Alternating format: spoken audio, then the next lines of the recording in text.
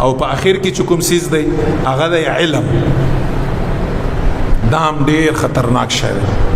دا چاله چې خدای پاک جل جلاله علم ورکړی، موږ د خپلو اساتذه کرامو په هغه طالب علمي دوران کې بيداوي چې بچي ګوره چې چرته د علم د وجه نه تکبر ونشي. ځکه وی چې اکثر د علماو بعضی کسانو ته وی چې د عوام الناس داسې جاهلان غوندې ورته ښکاري چې ګوندا جاهل دي، نعوذ بالله. نه، علم د وجه نه یو انسان ته نور انسانان سپک ښکاري، د حقارت په نظر باندې ورته ګوري چې رضی او سیزي ما او دا نه داسې به ګوره نه کړي. او د دې یو مثال در کومه، تاسو لاړ شئ رستو موسی علیه السلام زمانه لا بلعم بن باعوره. بلعم بن باعوره دا دومره لوی علماو کې وو د موسی علیه السلام د زمانه، عارفینو کې وو، علماو کې وو. تاسو ته پته ده مستجاب الدعواتو اسم اعظم ورته یادو، دا هغه انسانو بلعم بن باعوره چې اسم اعظم ورته یادو چې د بخلین څه واته ډایرکټ په الله جل جلاله قبل اول. دا دومره په الله ته دومره قریب او الله جل جلاله دومره مقام ولور کړه، عالم او ډیر لوی عالم او عارف موسی علیه السلام د زمانه.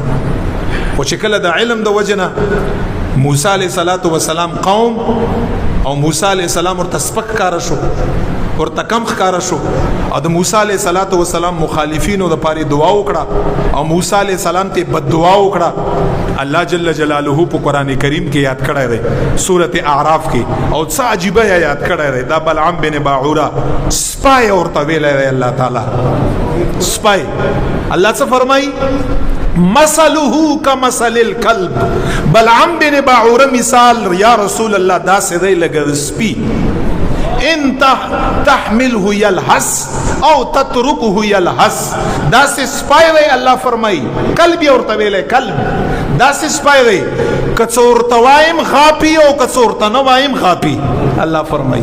او تاسو ته پته ده کتابو لیکلی دي چې پورز د قیامت باندې با بلعم بن باعوره بیا چې کله مړ شو علم د وجنه لویو کړه، نور خلک ورته سپک کار شو، بغیر د ایمان نه دنیا نه لاړ. یا مستجاب الدعوات دعاګانې به قبلې دي، عالم او عارف، او چې کله د انسانیت تحقیر وکړه په حقارت نظر باندې د الله بندگانو ته وکاته، رب می ترنه ایمانم سلب کا، علم یم ترنه سلب کا، او عارفیت یم ترنه سلب کو، بغیر د ایمان نه نعوذ بالله دنیا نه لاړ. کتابو څه لیکلي په ورځ د قیامت باندې با بلعم بن باعوره د اصحاب کهف په سپی په شکل کې جهنم لذي، او د اصحاب کهف سپای با د بلعم بن باعوره په شکل کې جنت لذي. هغه څه کړیو، هغه سپای ګوره څومره نجس چیز دی سپای. خو چې اصحاب کهف پس روان شو څه وی، انی احب اولیاء الله، زه د الله اولیاء سره مینه کړم.